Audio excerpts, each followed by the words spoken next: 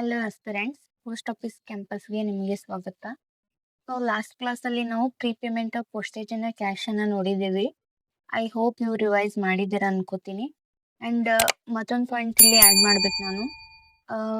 2024 post office act ಏನಿದೆಯಲ್ಲ, ಅದರಲ್ಲಿ ಆಗಿರುವ ಚೇಂಜಸನ್ನು ನಾನು ಈ ಸ್ಲೈಡ್ ಅಥವಾ ಈ ಕ್ಲಾಸ್ನಲ್ಲಿ ಆ್ಯಡ್ ಮಾಡಿಲ್ಲ. ಸೊ ನೀವು ಸ್ವಲ್ಪ ಅದ್ರ ಬಗ್ಗೆ ಸರ್ಚ್ ಮಾಡಿ ಅದನ್ನು ಅಪ್ಡೇಟ್ ಮಾಡ್ಕೊಳ್ಳಿ ಅಂತ ಹೇಳ್ತೀನಿ. ಆ್ಯಂಡ್ ಇವತ್ತಿನ clause 4 general rules as to posting, ಇದ್ರ ಬಗ್ಗೆ ನಾವು ನೋಡೋಣ.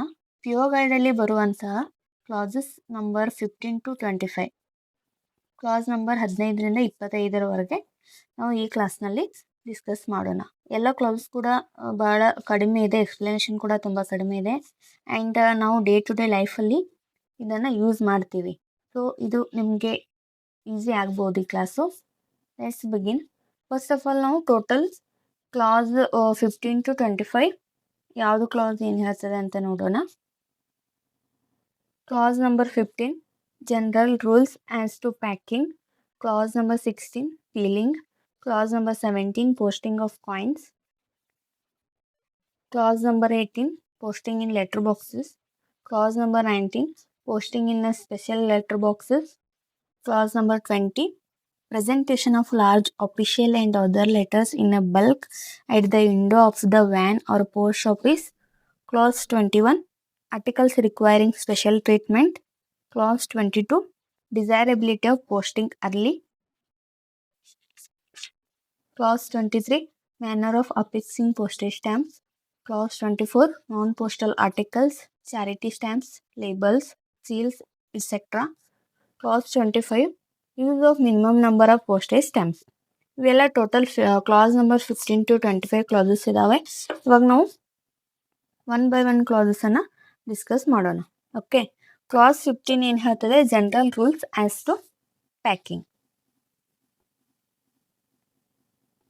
General rules as to packing. Okay, every letter, packet or parcel has to be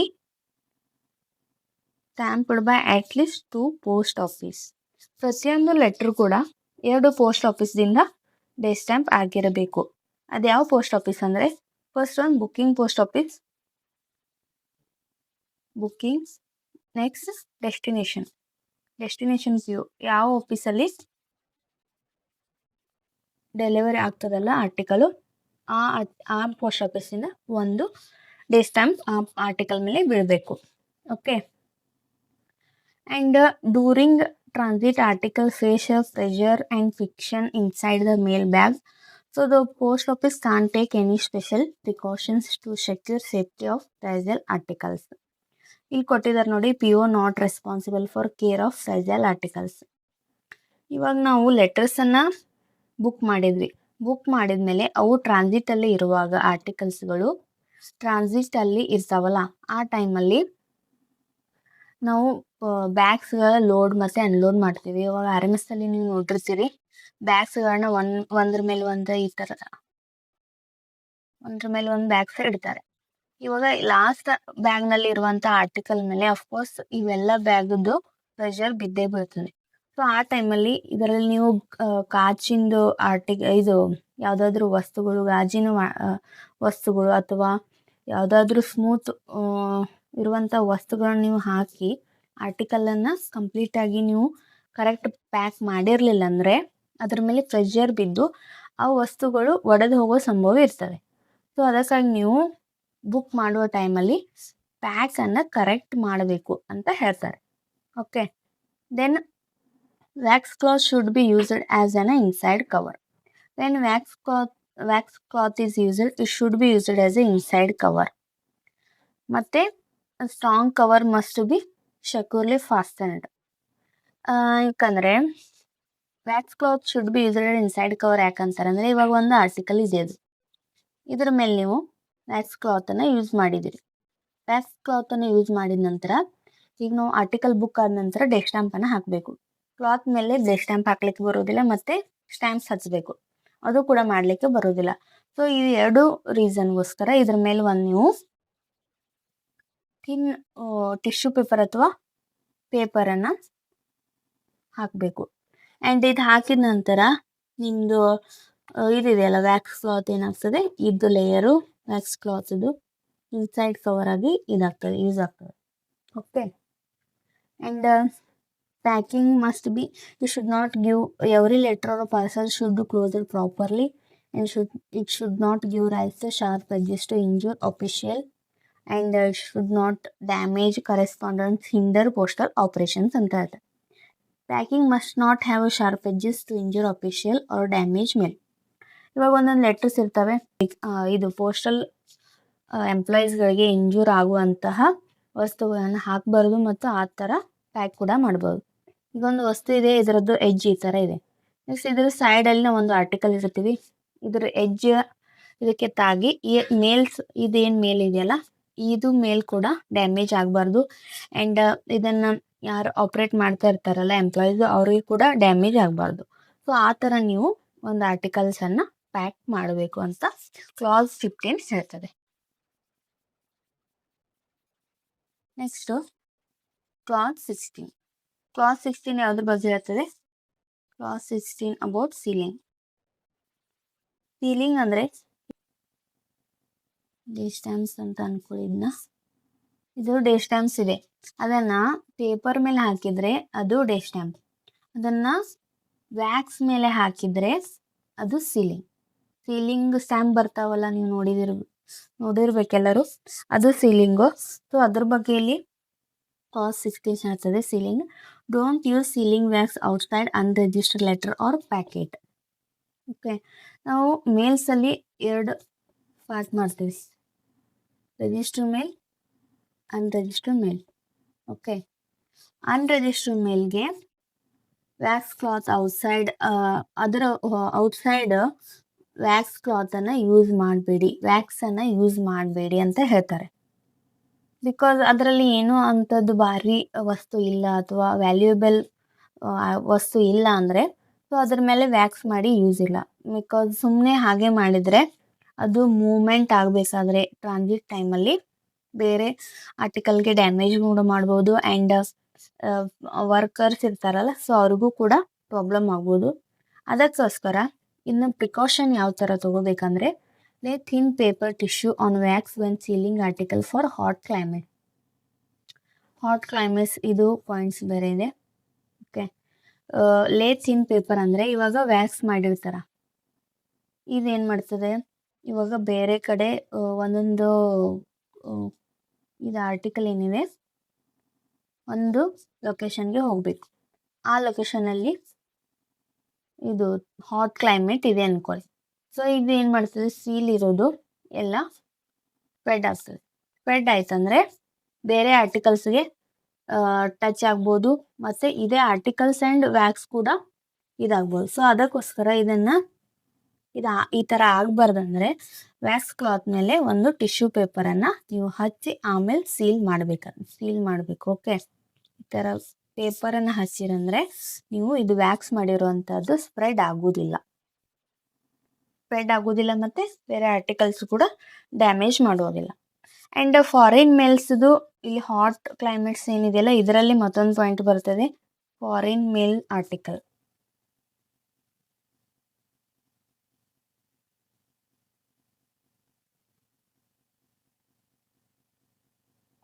foreign mail articles ಅಂದರೆ the precaution must be taken for articles for foreign countries. And ಯಾಕೆ ಇದಕ್ಕೆ foreign countries ಕಳಿಸುವಂಥ ಆರ್ಟಿಕಲ್ಸ್ಗೆ precaution ತೊಗೋಬೇಕಂದ್ರೆ which have to for several days to pass through very hot climate. ಅವು foreign ಕಂಟ್ರೀಸ್ಗೆ ಕಳಿಸಿರುವಂಥ ಆರ್ಟಿಕಲ್ಸು ಬಹಳಷ್ಟು ದಿನಗಳವರೆಗೆ ಹಾಟ್ ಕ್ಲೈಮೇಟಲ್ಲಿ ಅವು ಹೋಗಬೇಕಾಗಿರುತ್ತದೆ.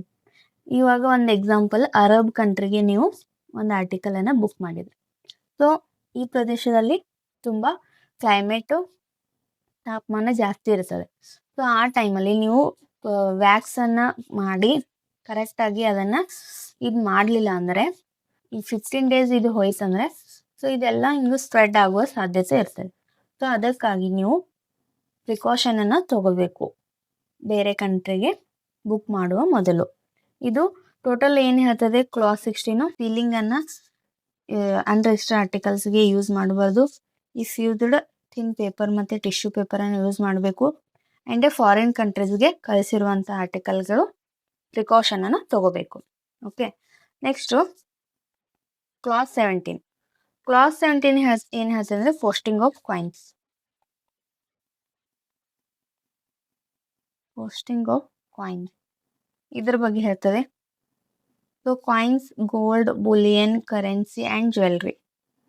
Coin, bullion, precious stones, jewelry, articles of gold or silver, currency can be sent by the inland post and must be insured only. Inland post ಅಂದರೆ ಏನು? Inland post ಅಂದರೆ ಓನ್ಲಿ ಇನ್ ಇಂಡಿಯಾ. ಇಂಡಿಯಾದಲ್ಲಿ ಮಾತ್ರ ಇವು ಆರ್ಟಿಕಲ್ಸ್ಗಳನ್ನು ಕಳಿಸ್ಲಿಕ್ಕೆ ಬರ್ತದೆ ಮತ್ತು ಅವೆಲ್ಲವೂ ಕೂಡ ಇನ್ಶೂರ್ಡ್ ಆಗಿರಬೇಕು. ಯಾಕಂದರೆ ಕಾಯಿನ್ಸು, ಗೋಲ್ಡ್ ಇವೆಲ್ಲ ಕಳಿಸ್ತಾರೆ ಅಂದರೆ ಇದ್ರದ್ದು ಅಮೌಂಟ್ ಜಾಸ್ತಿ ಇರ್ತದ. ಇನ್ ಕೇಸ್ ನೀವು ಎಲ್ಲಾದರೆ ಅದು ಮಿಸ್ ಆಯಿತು ಅಥವಾ ಕಳೀತಂದರೆ ಇದೆಲ್ಲ ಲಾಸ್ ಆಗ್ತದೆ ಯಾರು ಕಸ್ಟಮರ್ಗೆ. ಸೊ ಇನ್ಶೂರ್ಡ್ ಮಾಡಿದ್ರಂದರೆ ಅದ್ರದ್ದು ಎಷ್ಟು ವ್ಯಾಲ್ಯೂ, ಆ್ಯಕ್ಚುಯಲ್ ವ್ಯಾಲ್ಯೂಗೆ ಇನ್ಶೂರ್ಡ್ ಏನಾದರೂ ಮಾಡಿದ್ರಂದರೆ ಅದೆಲ್ಲ ಕೂಡ ರಿಫಂಡ್ ಆಗ್ತದೆ ಅವರಿಗೆ. ಸೊ ಅದಕ್ಕಾಗಿ ಇನ್ಶೂರ್ಡ್ ಇರಬೇಕು ಮತ್ತು ಇಂಡಿಯಾದಲ್ಲಿ ಮಾತ್ರ ಅದನ್ನು ಸೆಂಡ್ ಮಾಡಲಿಕ್ಕೆ ಬರುತ್ತದೆ. ನೆಕ್ಸ್ಟು ಕ್ಲಾಸ್ 18 ಯಾವುದ್ರ ಬಗ್ಗೆ ಹೇಳ್ತದೆ? Class 18 posting in letter box. Posting in letter box ಬಗ್ಗೆ ಕ್ಲಾಸ್ 18 ಹೇಳ್ತದೆ. Standard boxes for letters, post card, ILs and packets. Letters, post card, inland letter cards and packets may be posted in letter box and mail office. Letter box ಮತ್ತು mail ಆಫೀಸ್ನಲ್ಲಿರುವಂಥ letter ಬಾಕ್ಸ್ಗಳಿಗೆ ಏನೇನು ನಾವು post ಮಾಡ್ಬೋದು ಅಂದರೆ letters, post cards, inland letter card, ILC and packets ಇವೆಲ್ಲವುಗಳು ಕೂಡ letter ಬಾಕ್ಸಲ್ಲಿ ಹಾಕ್ಬೋದು. And machine franked articles must not be posted in these boxes. Machine franked ಆರ್ಟಿಕಲ್ಸನ್ನು ಲೆಟರ್ ಬಾಕ್ಸಲ್ಲಿ ಹಾಕಬಾರ್ದು. ಯಾಕಂದರೆ ಇವುಗಳನ್ನ window office, post office window ಇರ್ತದಲ್ಲ, ಸೊ ಅಲ್ಲೇ ಹೋಗಿ ಮಷಿನ್ ಫ್ಯಾಂಕ್ಡ್ ಆರ್ಟಿಕಲ್ಸನ್ನು ಕೊಡಬೇಕಾಗಿರ್ತದೆ. ಅದಕ್ಕಾಗಿ ಲೆಟರ್ ಬಾಕ್ಸ್ನಲ್ಲಿ ಅದನ್ನು ಹಾಕಬಾರ್ದು ಅಂತ ಹೇಳ್ತಾರೆ. ಸೊ ಮತ್ತು ಇನ್ನು ಕಂಡೀಷನ್ ಏನಂದರೆ ಫುಲ್ಲಿ ಪ್ರೀಪೇಯ್ಡ್ ಇರಬೇಕು. Fully prepaid letters can be posted in letter box. Okay, next class 19. Class 19 ಯಾವುದ್ರ ಬಗ್ಗೆ ಇದೆ ಅಂದರೆ posting in special letter box. Special letter box ಅಂತ ಇರ್ತವೆ. ಒಂದು ಲೆಟರ್ ಬಾಕ್ಸ್ ಇದೆ, ಇದರಲ್ಲಿ 4 ಲೆಟರ್ಸ್ ಓನ್ಲಿ.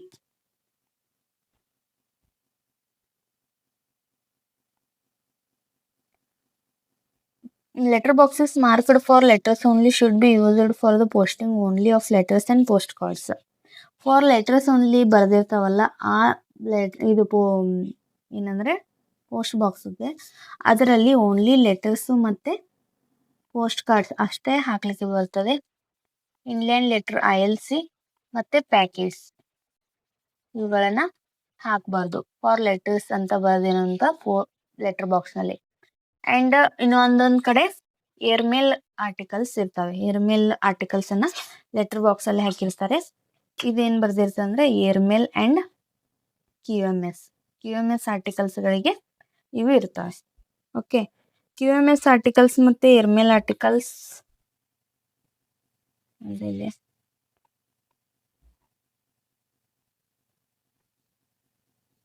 ಏರ್ಮೇಲ್ ಮತ್ತು QMS ಅಂದರೆ ಕ್ವಿಕ್ ಮೇಲ್ ಸರ್ವಿಸ್.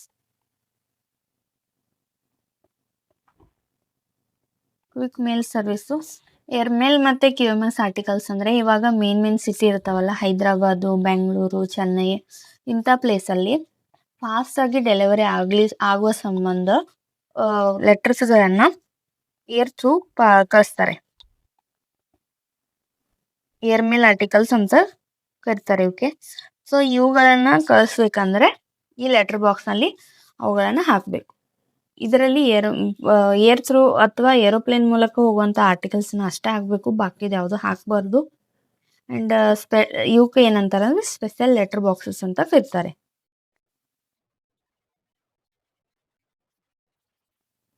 ಇದನ್ನು ಬಿಟ್ಟು registered news paper, franked items in regular ಬಾಕ್ಸಸ್ನಲ್ಲಿ ಹಾಕಿದರೆ ಸೊ ಅವುಗಳನ್ನ ಏನಂತ ಟ್ರೀಟ್ ಮಾಡ್ತಾರೆ ಅಂದರೆ ಅನ್ಪೇಯ್ಡ್. ಅವುಗಳನ್ನ ಅನ್ಪೇಯ್ಡ್ ಅಂತ ಟ್ರೀಟ್ ಮಾಡ್ತಾರೆ. ಓಕೆ, ನೆಕ್ಸ್ಟು ಕ್ಲಾಸ್ 20 ಕ್ಲಾಸ್ 20 ಯಾವುದ್ರ ಬಗ್ಗೆ ಹೇಳ್ತದೆ ಅಂದರೆ presentation of a large official and other letters in a bulk at the window of the van or post office. Class 20 bulk letters large and bulk ಇವೆರಡರದ್ದು ನೀವು first ತಿಳ್ಕೊಳ್ಳಿ. Large ಅಂದರೆ ಇವಾಗ post ಆಫೀಸ್ದು letter box ಇದೆ ಈ ಥರ ಅಂದ್ಕೊಳ್ಳಿ. So ಇದ್ರದ್ದು ಒಂದು ಇಲ್ಲಿ ವಿಂಡೋ ಇಟ್ಟಿರ್ತಾರೆ. ಇದರಲ್ಲಿ ನೀವು ಸ್ಮಾಲ್ ಲೆಟರ್ಸನ್ನು ಅಷ್ಟೇ ಹಾಕ್ಬೋದು. ನಾವು ಪ್ಯಾಕೆಟ್ಸು ಮತ್ತು ಪಾರ್ಸಲ್ಸ್ ದೊಡ್ಡ ಪಾರ್ಸಲ್ಸ್ ಇದ್ದರೆ ಈ ವಿಂಡೋದಲ್ಲಿ ಅವು ಹೋಗೋದಿಲ್ಲ. ಸೊ ಆ ಟೈಮಲ್ಲಿ ನೀವೇನು ಮಾಡಬೇಕು, ಪೋಸ್ಟ್ ಆಫೀಸು ಕೌಂಟ್ರಿಗೆ ಬಂದು ಅದನ್ನು ಕೊಡಬೇಕು. ಆಮೇಲೆ ಬಲ್ಕ್, ಈಗ ಒಬ್ಬರು ಯಾರಂದರೆ LIC ಅವರು ಅಂತ ಅಂದ್ಕೊಳ್ಳಿ, ಇವರು ಒಂದು 500 ಆರ್ಟಿಕಲ್ಸನ್ನು ತೊಗೊಂಡು ಬಂದಿದ್ದಾರೆ. ಅವ್ರೇನು ಮಾಡ್ತಾರೆ, ಈ ಪೋಸ್ಟ್ ಆಫೀಸ್ನಲ್ಲಿ ಇದು ಲೆಟರ್ ಬಾಕ್ಸ್ನಲ್ಲಿ ಹಾಕಬೇಕಂದ್ರೆ ಒಂದೊಂದು ಹಾಕಬೇಕು ಅಥವಾ ಒಮ್ಮೆ ಹಾಕಬೇಕೆಲ್ಲನೂ. ಸೊ ಒಮ್ಮೆ ಅಟ್ ಎ ಟೈಮ್ ಅಂತೂ 500 ಆರ್ಟಿಕಲ್ಸ್ ಹೋಗೋದಿಲ್ಲ. ಆ್ಯಂಡ್ ಒಂದೊಂದು ಹಾಕ್ಬೇಕಂದ್ರೆ ಅವ್ರು ಯಾರು ಹಾಕ್ಲಿಕ್ಕೆ ಬಂದಿರ್ತಾರಲ್ಲ ಅವ್ರ ಟೈಮ್ ಕೂಡ ಭಾಳಷ್ಟು ತೊಗೋತದೆ. ಸೊ ಅದ ರೀಸನ್ಗೋಸ್ಕರ must be presented at the post office window. Large letters ಮತ್ತು ಬಲ್ಕ್ ಲೆಟರ್ಸ್ಗಳನ್ನ ಪೋಸ್ಟ್ ಆಫೀಸ್ ವಿಂಡೋ ಕೌಂಟ್ರಲ್ಲಿ ಬಂದು ಕೊಡಬೇಕಂತ ಕ್ಲಾಸ್ 20 ಹೇಳ್ತದೆ. ಓಕೆ. ಆ್ಯಂಡ್ ಕ್ಲಾಸ್ 21 ಯಾವುದ್ರ ಬಗ್ಗೆ ಹೇಳ್ತದೆ, article requiring special treatment. Articles requiring special treatment ನಾವು ಯಾವುದಕ್ಕೆ ಮಾಡ್ತೀವಿ, ಮೇಲ್ಸಲ್ಲಿ ನಮ್ಮದು ಅನ್ರಿಜಿಸ್ಟರ್ಡ್ ಮತ್ತು ರಿಜಿಸ್ಟರ್ಡ್ ಅಂತ 2 ಟೈಪ್ ಇದೆ. ರಿಜಿಸ್ಟರ್ಲಿ ಯಾವ್ಯಾವ ಬರ್ತವೆ, VPP, COD, ಇನ್ಶೂರ್ಡ್, ಇವುಗಳನ್ನೆಲ್ಲ ಫಸ್ಟ್ ನಾವು ರಿಜಿಸ್ಟರ್ ಮಾಡಿ ದೆನ್ ನಾವು VP, COD, ಇನ್ಶೂರ್ಡ್ ಏನು ಮಾಡಬೇಕಲ್ಲ ಅದನ್ನು ಮಾಡ್ತೇವೆ. ಸೊ ಇವುಗಳನ್ನು ಸ್ಪೆಷಲ್ ಟ್ರೀಟ್ಮೆಂಟನ್ನು ಮಾಡಬೇಕು. ಹಾಫ್ ಆ್ಯನ್ ಅವರ್ ಇವೇನಾದರೂ ಬೇಗ ನೀವು ಹೋಗಬೇಕಂದ್ರೆ register insured VP article should be presented at post office at least half an hour before the time fixed for closing hour dispatch ಅಂತ ಹೇಳ್ತಾರೆ. 30 minutes ಬಿಫೋರ್ ದ ಕ್ಲೋಸಿಂಗ್. ನೀವು ಇವಾಗ ಇದು special articles ಏನಿರ್ತಾವಲ್ಲ ಇವು ಫಾಸ್ಟಾಗಿ ಮೂವ್ ಆಗಬೇಕಂದ್ರೆ ಕ್ಲೋಸ್ ಆಗೋ ಟೈಮ್ಗಿಂತ ಅಥವಾ ಡಿಸ್ಪ್ಯಾಚ್ ಟೈಮ್ಗಿಂತ 30 minutes ಮೊದಲು ಬಂದು ಅವುಗಳನ್ನು ಬುಕ್ ಮಾಡಬೇಕು ನೀವು ಪೋಸ್ಟ್ ಆಫೀಸ್ನಲ್ಲಿ. ಇದು ಕ್ಲಾಸ್ 21 ಹೇಳ್ತದೆ. ಕ್ಲಾಸ್ 22 ಏನು ಹೇಳ್ತದೆ ಅಂದರೆ ಡಿಸೈರಬಿಲಿಟಿ ಆಫ್ ಪೋಸ್ಟಿಂಗ್ ಅರ್ಲಿ. ಆರ್ಟಿಕಲ್ಸನ್ನು ಬೇಗ ಬುಕ್ ಮಾಡೋದರಿಂದ ಏನಾಗ್ತದೆ, public are advise to post as early if not done so there may be a chance of detention and delay due to dispatch. ಇವಾಗ ಒಬ್ಬೊಬ್ರು ಕಸ್ಟಮರ್ಸ್ ಬರ್ತಾರೆ, ಕ್ಲೋಸಿಂಗ್ ಟೈಮ್ 3 PM ಇದೆ. So ಅವ್ರು ಏನು ಮಾಡ್ತಾರೆ 2:50 ಬಂದು ನಮ್ಮ ಲೆಟ್ರ್ ಇವತ್ತಂದರೆ ಇವತ್ತೇ ಹೋಗಬೇಕು ಈ ಥರ ಹೇಳ್ತಾರೆ ಅವರು. ಸೊ ಇಷ್ಟು ಡಿಲೇ ಮಾಡಿ ಬಂದು ಅದೇ ದಿವಸ ಡಿಸ್ಪ್ಯಾಚ್ ಆಗೋದಿಲ್ಲ ಅವು ಲೆಟರ್ಸ್. ಅವ್ರೇನು ಮಾಡ್ತಾರೆ, ಬ್ಯಾಗ್ ಎಲ್ಲ ಕಟ್ಟಿದ್ರೆ ಅದನ್ನು ಇಟ್ಕೊಂಡು ಲೆಟರ್ಸ್ ನೆಕ್ಸ್ಟ್ ಡೇ ಬುಕ್ ಮಾಡಿ ನೆಕ್ಸ್ಟ್ ಡೇ ಡಿಸ್ಪ್ಯಾಚ್ ಮಾಡ್ತಾರೆ. ಸೊ ನಿಮ್ಮ ಲೆಟ್ರ್ ಏನಾದರೂ ಫಾಸ್ಟಾಗಿ ಹೋಗಬೇಕು ಅಥವಾ ಬೇಗ ಡೆಲಿವರಿ ಆಗಬೇಕಂದ್ರೆ ನೀವು ಬೇಗ ಬಂದು ಬುಕ್ ಮಾಡಬೇಕು ಅಂತ ಪೋಸ್ಟ್ ಆಫೀಸ್ ಪಬ್ಲಿಕ್ಗೆ ಅಡ್ವೈಸ್ ಮಾಡ್ತಾರೆ. Public advise to post early to avoid detention and delay. Late ಮಾಡಿ ಬಂದರೆ ಇವಾಗ ಮಾರ್ನಿಂಗ್ ಅವರ್ಸಲ್ಲಿ ನೀವು ಏನಾದರೂ ಬಂದು ಬುಕ್ ಮಾಡಿದರೆ ಅವತ್ತಿನ ಡೇನೇ ಡಿಸ್ಪ್ಯಾಚ್ ಆಗ್ತದೆ. ನೀವು 3 PM ಕ್ಲೋಸ್ ಇದೆ 2:50 ಬಂದರೆ ಅದು ಡಿಟೆನ್ಷನ್ ಮಾಡ್ತಾರೆ ಮತ್ತು ನೆಕ್ಸ್ಟ್ ಡೇ ಹೋಗ್ತದೆ, ಡಿಲೇ ಆಗ್ತದೆ. ಇದು ಕ್ಲಾಸ್ 22 ಹೇಳ್ತದೆ. Next class 23. ಕ್ಲಾಸ್ 23 ಏನು ಹೇಳ್ತದೆ ಅಂದರೆ ಮ್ಯಾನರ್ ಆಫ್ ಅಫಿಕ್ಸಿಂಗ್ ಪೋಸ್ಟೇಜ್ ಸ್ಟ್ಯಾಂಪ್ಸನ್ನು ಯಾವ ಥರ ಹಚ್ಚಬೇಕು ಅದನ್ನು ಹೇಳ್ತದೆ. ಸೊ ಇವಾಗ ಒಂದು ಲೆಟ್ರ್ ಇದೆ, ಅದ್ರ ಮೇಲೆ ನೀವು ಇಲ್ಲಿ ಸ್ಟ್ಯಾಂಪ್ಸನ್ನು ಹಚ್ತೀರಿ. ಸೊ ಅದು ಈ ಸೈಡು ಕಟ್ಟಾಗಿರ್ಬಾರ್ದು, ಈ ಸೈಡು ಕಟ್ಟಾಗಿರ್ಬಾರ್ದು, ಮತ್ತು ಕಂಪ್ಲೀಟಾಗಿ ಇದು ಆರ್ಟಿಕಲ್ಗೆ ಫಿಕ್ಸ್ ಮಾಡಿರಬೇಕು ಸ್ಟ್ಯಾಂಪ್ಸನ್ನು. ಇದು 23 ಕ್ಲಾಸ್ ನಂಬರ್ 23 ಇದನ್ನು ಹೇಳ್ತದೆ. ಕರೆಕ್ಟಾಗಿ ಸ್ಟ್ಯಾಂಪ್ಸನ್ನು ಹಚ್ಚಬೇಕು. And stamps must be affix to the top right corner of the address side. ಇಲ್ಲಿ 2 ಅಡ್ರೆಸ್ ಬರೀತೀರಿ ನೀವು. ಇದು ರೈಟ್ ಸೈಡು, ಟಾಪ್ ಅಂದರೆ ಈ ಸೈಡನ್ನು ನೀವು ಸ್ಟ್ಯಾಂಪನ್ನು ಹಚ್ಚಬೇಕು. ಇಲ್ಲಿ ಕ್ಲಾಸ್ 23 ಇದ್ರ ಬಗ್ಗೆನೇ ಹೇಳ್ತದೆ. ಓಕೆ. ನೆಕ್ಸ್ಟ್ ಕ್ಲಾಸ್ 24 ಏನು ಹೇಳ್ತದೆ ಅಂದರೆ non postal stamps, charity stamps, labels, seals etcetera. ಇದ್ರ ಬಗ್ಗೆ ಹೇಳ್ತದೆ. Rules on non postal labels, charity labels and seal. ಇವಾಗ ಒಂದು ಆರ್ಟಿಕಲ್ಸ್ ಮೇಲೆ ಒಂದು ಸ್ಟ್ಯಾಂಪ್ಸ್ ಹಚ್ಚಿದ್ದೀರಿ ನೀವು. ಸೊ ಇದೇನಿದೆ ಪೋಸ್ಟ್ ಆಫೀಸು ಬಿಡುಗಡೆ ಮಾಡಿರುವಂಥ ಸ್ಟ್ಯಾಂಪ್ಸನ್ನು ಹಚ್ಚಿದ್ದಾರೆ. ಇನ್ ಕೇಸ್ ನೀವು ನಕಲಿ ಸ್ಟ್ಯಾಂಪ್ಸ್ ಅಂತಾರಲ್ಲ, so same as post office release ಮಾಡಿರುವಂತಹ ಸ್ಟ್ಯಾಂಪ್ಸ್ ಥರನೇ ನೀವು ಬಾಕಿ ಯಾವುದೇ ಸ್ಟ್ಯಾಂಪ್ಸ್ ಅದಕ್ಕೆ ಹೋಲುವಂಥ ಸ್ಟ್ಯಾಂಪ್ಸ್ಗಳನ್ನ ಇಲ್ಲಿ ಹಚ್ಚಬಾರದು. ಅದನ್ನು ಕ್ಲಾಸ್ 24 ಹೇಳ್ತದೆ. ಬಿಕಾಸ್ ಈಗ ನೀವು ಹಚ್ಚಿದ್ರಂದ್ರೆ 1000 ಆರ್ಟಿಕಲ್ಸ್ ಇದಾವಂತ ಅನ್ಕೊಳ್ಳಿ. ಇವಾಗ ಅದನ್ನು ಡಿಫೇಸ್ ಮಾಡುವಂತಹ ಎಂಪ್ಲಾಯ್ ಏನು ಮಾಡ್ತಾರೆ, ಒಂದಾದ್ಮೇಲೆ ಒಂದು ಪಟ ಇದು ಮಾಡ್ಕೊಂಡು ಹೋಗ್ತಾರೆ, ಸ್ಟ್ಯಾಂಪ್ಸನ್ನು ಹುಡ್ಕೋತ ಹೋಗ್ತಾರೆ. ಸೊ ಅವ್ರಿಗೆ ಗೊತ್ತಿರೋದಿಲ್ಲ ಇದು ಸೇಮ್ ಆ್ಯಸ್ ಇಟ್ ಈಸ್ ನೀವು ಹಚ್ಚಿದ್ರಂದ್ರೆ ಅದನ್ನು ಪೋಸ್ಟ್ ಆಫೀಸ್ದು ಸ್ಟ್ಯಾಂಪ್ಸ್ ಇದಾವಂತ ಅವರು ಡಿಫೇಸ್ ಮಾಡ್ತಾರೆ. ಸೊ ಅಂತಹ ನಕಲಿ ಸ್ಟ್ಯಾಂಪ್ಸ್ ಅಥವಾ ಅದಕ್ಕೆ ಹೋಲುವಂತಹ ಸ್ಟ್ಯಾಂಪ್ಸನ್ನು ನೀವು ಇಲ್ಲಿ ಹಚ್ಚಬಾರ್ದು ಅಂತ ಹೇಳ್ತದೆ. ಯಾವುದು ಕ್ಲಾಸ್ 24.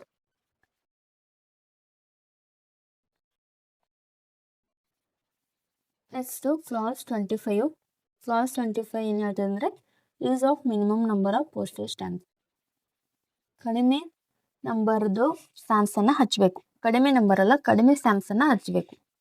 ಇವಾಗ use higher denominations to simplify cancellation and save space. ಇವಾಗ ನೀವು ಒಂದು ಆರ್ಟಿಕಲ್ ಇದೆ, ಇದಕ್ಕೆ ಏನು ಮಾಡಬೇಕು, 20 ರೂಪಾಯಿ ಸ್ಟ್ಯಾಂಪನ್ನು ಹಚ್ಚಬೇಕು. ಇವಾಗ 1 ರೂಪಾಯಿ ನೀವು ಸ್ಟ್ಯಾಂಪ್ ಹಚ್ಚಿದ್ರಂದರೆ 20 ಸ್ಟ್ಯಾಂಪನ್ನು ನೀವು ಈ ಆರ್ಟಿಕಲ್ಗೆ ಹಚ್ಚಬೇಕು. ಅದೇ ಮತ್ತೊಂದು ಆರ್ಟಿಕಲ್ಗೆ 10 ರೂಪೀಸ್ದು 2 ಸ್ಟ್ಯಾಂಪ್ ಹಚ್ಚಿದ್ರಂದರೆ ಇಲ್ಲಿ ಸ್ಪೇಸ್ ಉಳಿತದೆ. ಆ್ಯಂಡ್ 1 ರೂಪೀಸ್ ಸ್ಟ್ಯಾಂಪ್ಸು ಪ್ರಿಂಟಿಂಗ್ ಮಾಡಲಿಕ್ಕೆ ಏನು ಕಾಸ್ಟ್ ಇದೆ ಅದು ಉಳಿತದೆ, ಸೇವ್ ಆಗ್ತದೆ. ಆ್ಯಂಡ್ ಮೋರ್ ಇಂಪಾರ್ಟೆಂಟ್ಲಿ ಇಲ್ಲಿ ವರ್ಕ್ ಮಾಡ್ತಾ ಇರುವಂಥ ಎಂಪ್ಲಾಯೀಸ್ಗಳ ವರ್ಕ್ ಲೋಡ್ ಕಮ್ಮಿ ಆಗ್ತದೆ. ಇವಾಗ 20 ಸ್ಟ್ಯಾಂಪ್ಸನ್ನು ನೀವು ಹಚ್ಚಿದರೆ ಇದನ್ನು ಡಿಫೇಸ್ ಮಾಡಲಿಕ್ಕೆ ಬೇಕಾದ ಟೈಮ್ ಮತ್ತು 2 ಸ್ಟ್ಯಾಂಪ್ಸ್ಗಳಿಗೆ ಬೇಕಾಗೋ ಟೈಮ್ ತುಂಬಾ ಡಿಫ್ರೆನ್ಸ್ ಇದೆ. ಇದಕ್ಕೆ ತುಂಬ ಕಡಿಮೆ ಟೈಮ್ ಆಗ್ತದೆ.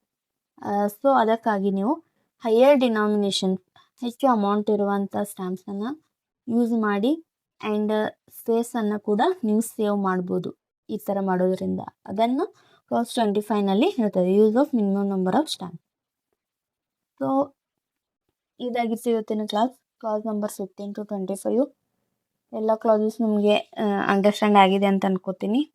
ಆ್ಯಂಡ್ ರಿವಿಷನ್ ಮಾಡ್ತಾ ಇರಿ. ಕ್ಲಾಸ್ ಕೇಳಿದಂತೆ ರಿವೈಸ್ ಈಸ್ ಮಸ್ಟ್. ರಿವಿಷನ್ ಮಾಡ್ತಾ ಇರಿ and all the best for your exams. Thank you for watching the video.